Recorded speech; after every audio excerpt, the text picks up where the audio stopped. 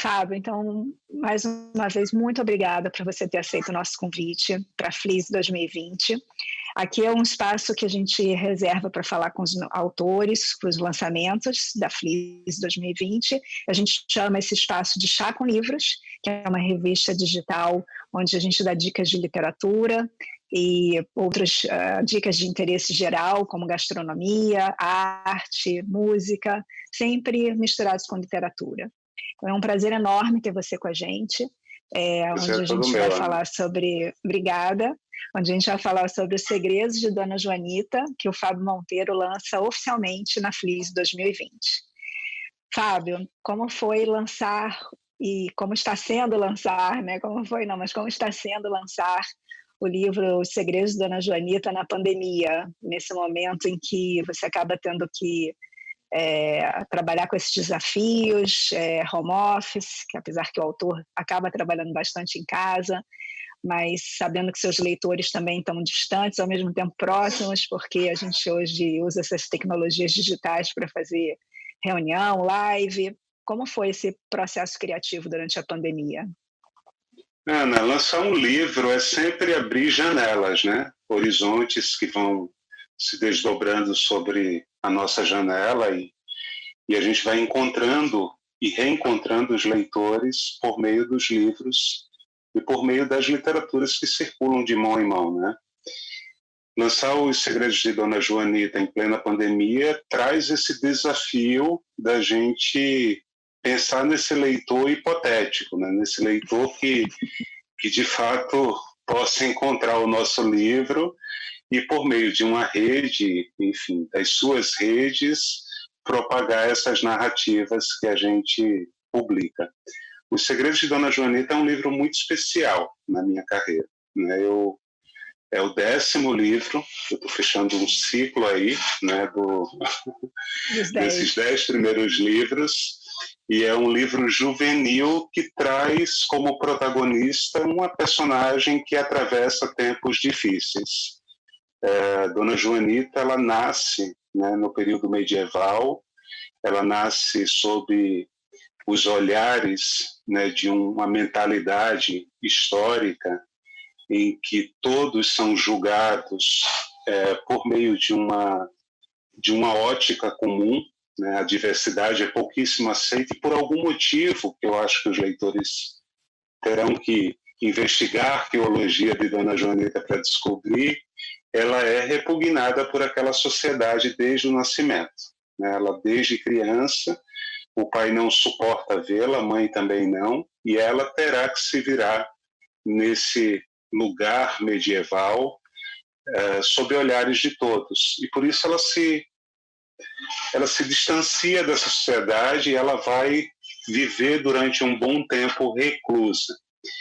Que isso combina também com esse momento que a gente está vivendo, né? Esse momento em que a pandemia nos obrigou a nos entender e tentar compreender aquilo que é mais estranho em nós mesmos, né? Talvez esse momento de reclusão da Dona Joanita, fazendo analogia ao livro, trará para o leitor essa possibilidade de pensar sobre ele mesmo, né? Aquilo que ele tem que lidar com no seu dia a dia, naquilo que é mais diferente, e também aquilo que ele precisa dar conta em viver na sociedade, né? As sensações, os desafios e as tensões de se viver numa sociedade. E as crianças, elas estão vivenciando isso também, né, Ana? Elas estão com muitas telas na sua frente, elas precisam conviver nesse momento com o estranho familiar também, né? Pegando uma perspectiva freudiana, e talvez Os Segredos de Dona Joanita ajude elas a pensar também um pouco sobre esse momento na vida delas. E é uma história misteriosa, né? Eu li um pouco sobre a tua história, falando de onde você nasceu, né, de Recife, e você menciona essa parte da tua raiz, né, o quanto você traz isso para dentro do teu trabalho, dos segredos, né, das próprias curiosidades infantis, das histórias que você ouvia, que são representadas por pequenos sons, como um cachorro que late, um vizinho que canta. Como que você conseguiu trabalhar isso tudo, que para você já faz parte, né, da tua escrita literária, junto com o mistério da Dona Joanita e os segredos dela? Como que você conseguiu? Qual foi o processo criativo? Como que você chegou nessa história tão rica de passagens? Porque se ela vive desde a época medieval até os tempos de hoje, eu posso dizer que quando a gente tiver a oportunidade de ler Os Segredos da Dona Joanita, a gente vai viajar por todas essas passagens de tempo, é isso? Ela é quase que um ser atemporal. Então, eu sei que eu misturei várias questões dentro dessa pergunta, mas porque é isso que eu senti, sabe? Eu fui viajando com a Dona Joanita ao longo dessas épocas. Como foi, então, o teu processo criativo? Eu acho que a gente tem aí duas questões fundamentais e que estão dentro de uma temporalidade.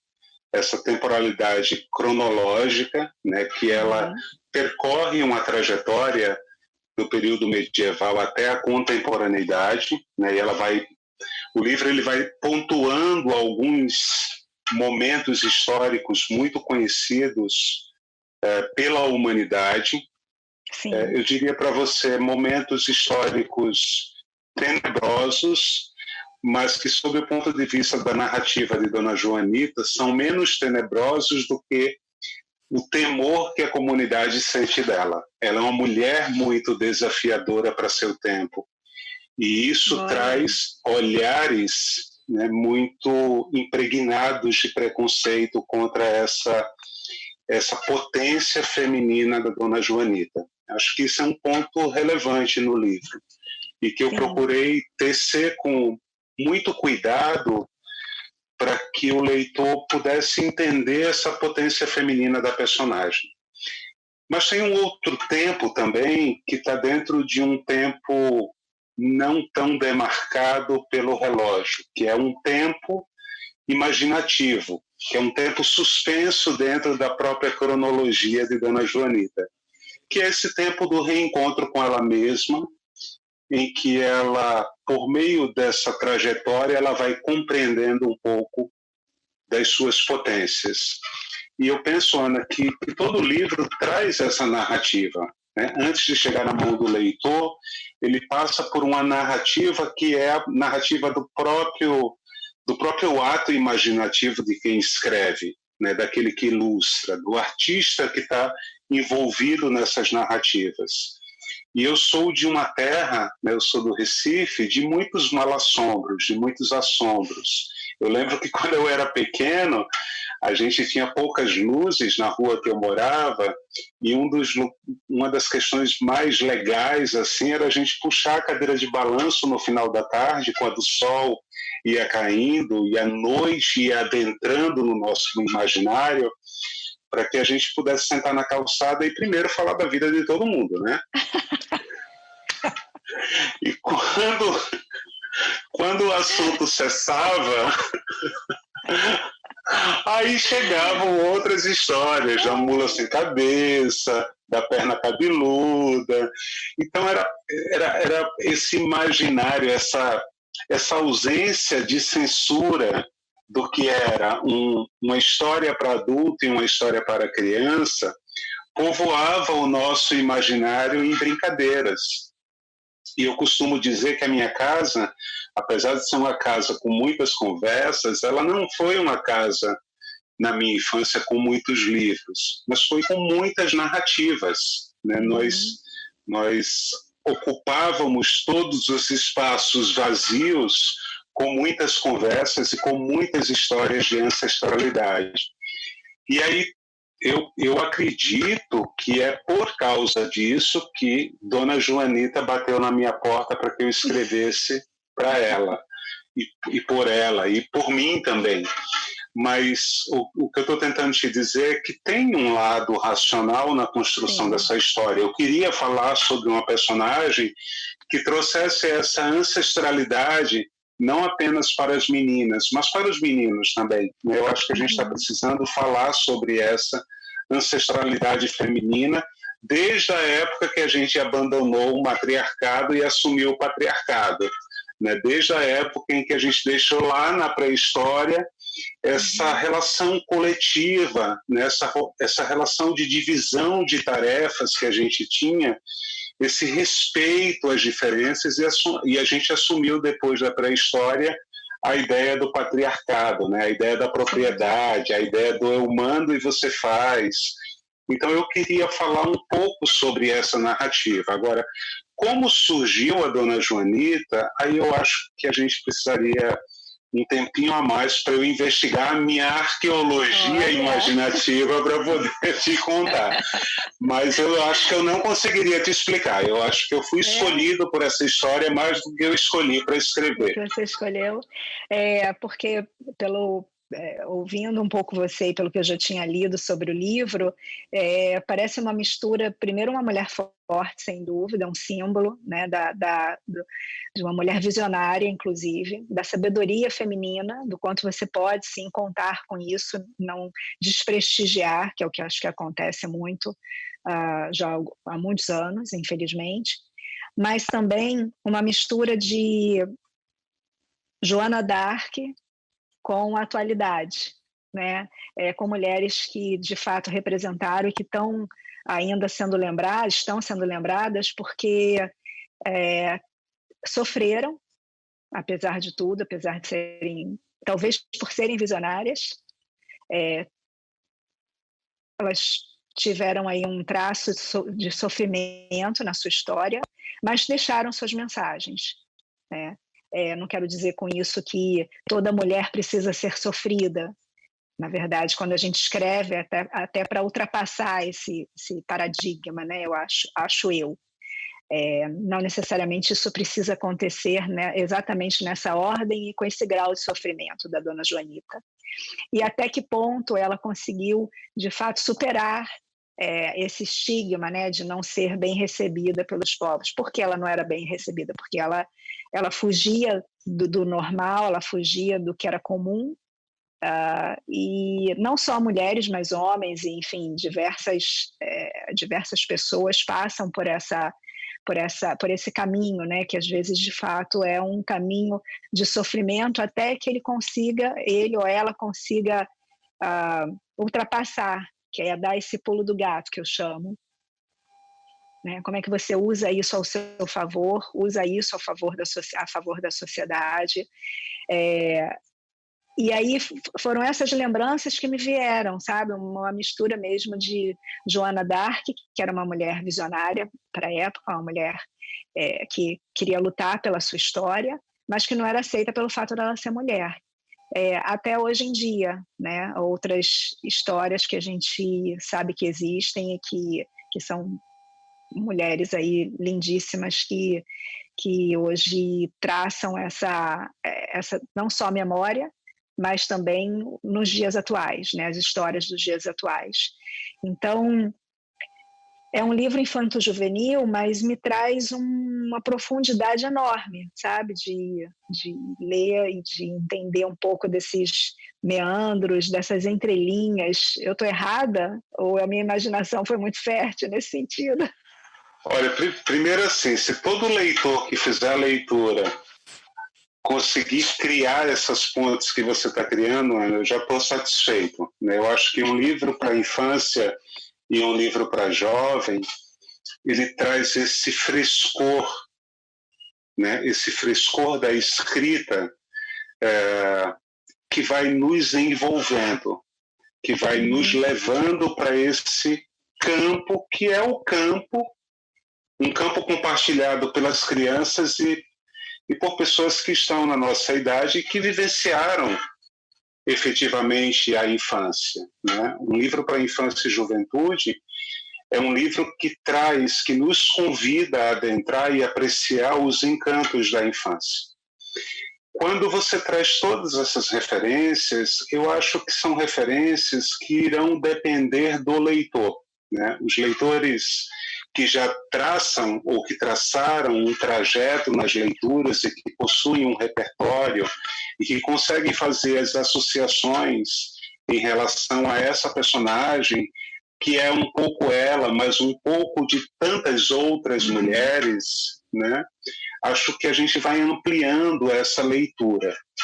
Para as crianças menores e para as crianças maiores que leem Dona Joanita, eu acho que o que traz para elas é a trajetória que toda mulher termina tendo que ter.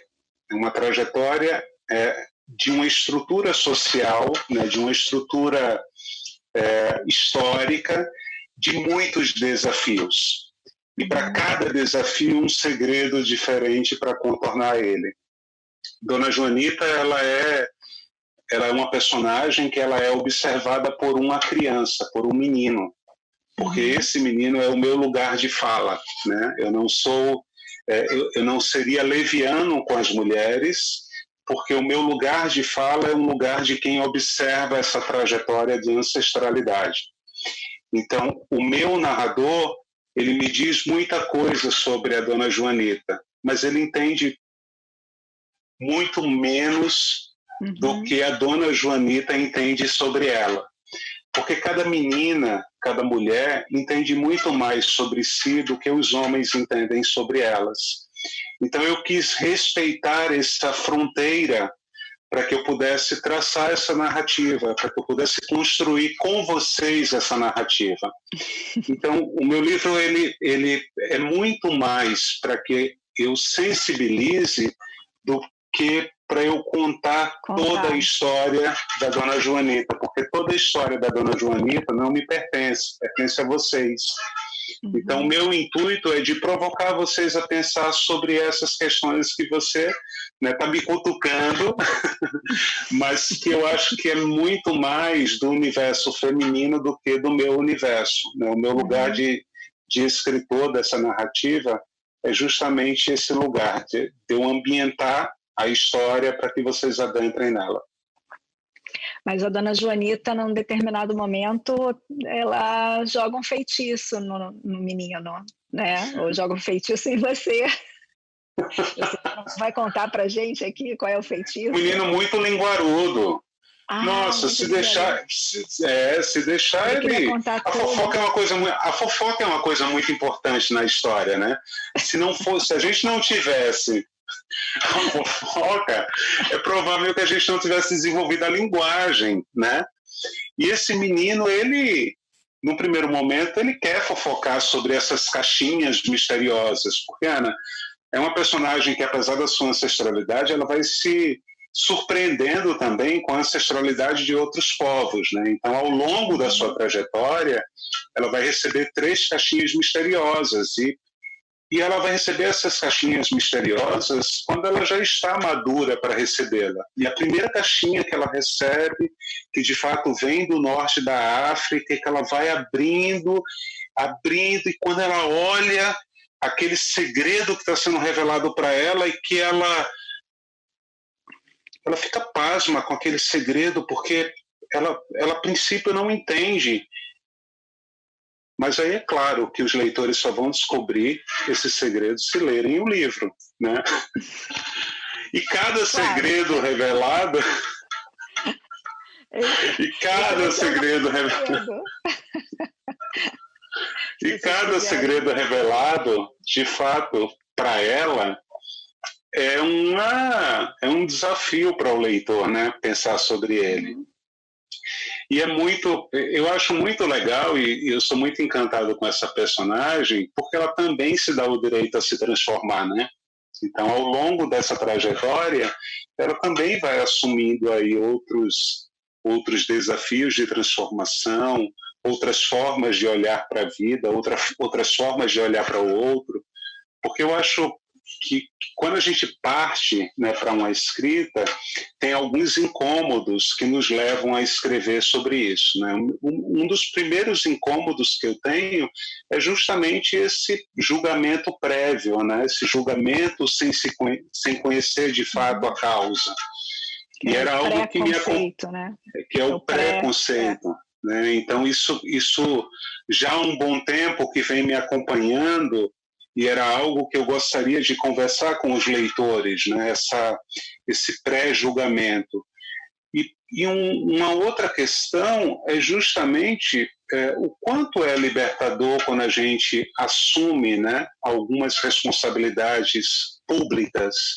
E ela traz isso também. Num determinado momento, ela também pontua, olha, aquilo que foi me dado como ancestralidade é barra, gente. Não é para todo mundo. Alguém está disposto a assumir esse lugar? Né? Então, é muito legal também quando o livro ele traz essa possível narrativa, né, uma narrativa da história de uma personagem, mas quando ele se desdobra também nos nossos incômodos contemporâneos, aquilo que de fato vai mobilizando a gente a entender essa narrativa não apenas como uma narrativa de uma personagem, mas uma narrativa que a personagem traz para que a gente também trance as nossas narrativas nesse livro, né, nessas narrativas. Sim, é verdade. Você vê, eu já viajei, já fui da história medieval até os dias de hoje com, né, outros nomes importantes femininos. E sai um pouco até da esfera feminina, tá? Assim, eu acho que o teu livro, ele dá uma possibilidade de abrir particularmente para mentes, né? Mentes curiosas, mentes não necessariamente, pode ser uma mente feminina, pode ser uma mente masculina, pode ser uma mente assexuada, mas híbrida, né? Mas eu vejo nesse sentido, assim, da mente poder ser aberta para absorver conhecimento e para não ter um preconceito, como você colocou aqui. E como é que você enxerga o teu lançamento, o lançamento de Os Segredos de Dona Joanita, numa festa que esse ano vai acontecer de forma virtual, né, do dia 27 ao dia 30, que é a Festa Literária Internacional de São Sebastião, onde você vai ter a possibilidade de olhar nos olhos dos teus seguidores, do nosso público em geral, nos olhos através da plataforma digital e contar um pouquinho desse livro, né, através dessa conversa que a gente está tendo. Mas como é que você enxerga esse momento, né, onde a festa vai acontecer de forma virtual por causa da pandemia e o teu livro está sendo lançado na nossa festa? Qual a tua mensagem para o nosso público, para o teu público? A gente das artes, né, eu acho, eu particularmente tinha muita dificuldade de pensar encontros calorosos, encontros em que a gente pudesse, de fato, constituir um processo de formação leitora por meio de plataformas virtuais, né? Nós somos muito sinestésicos, eu pelo menos, eu gosto do toque, eu gosto do cheiro das pessoas, eu gosto de abraçar, de conversar, e se me deixar a gente fica 10.000 horas, a gente faz uma rave aqui de lives. Eu adoro essa possibilidade do encontro de conversas, né? E eu tenho descoberto que a plataforma ela também traz uma série de sensações nessa experiência leitora e escritora e no convívio, no encontro de pessoas. Eu tenho encontrado, Ana, pessoas de diversos estados e até países em boas conversas, algo que eu não conseguiria fazer de maneira presencial. Então, a gente tem tido uma oportunidade de pensar que uma coisa não substitui a outra, mas uma coisa pode ser boa e a outra também, né? Porque a gente também vem, desde o século XIX, a gente vem numa racionalidade muito empírica, né? Que a gente... o Walter Benjamin diria que é uma negação, que é a própria construção da modernidade, né? A gente precisa destruir o antigo para aceitar o novo. E isso está muito errado, né? A gente não precisa destruir o antigo para construir o novo. A gente pode ter aí processos de convivência. Então, ser chamado para uma conversa, né, onde eu possa encontrar leitores E saber que essa conversa e saber que essa feira literária ela vai adentrar tantas janelas é algo muito especial também, né? Talvez em outros momentos históricos isso não pudesse acontecer. E acho que isso amplia a possibilidade na formação leitora. É a possibilidade da gente encontrar o outro na casa dele, né, no conforto do seu lar. E trazer um pouco, tirar um pouco desse cotidiano rotineiro, né, e colocar, na verdade, num plano imaginativo, nesse encontro virtual, né, legal, bacana, feliz que a gente possa ter também. Então, eu me sinto muito honrado por esse convite e desejo toda a sorte do mundo para vocês. Sim, exatamente isso que eu ia dizer.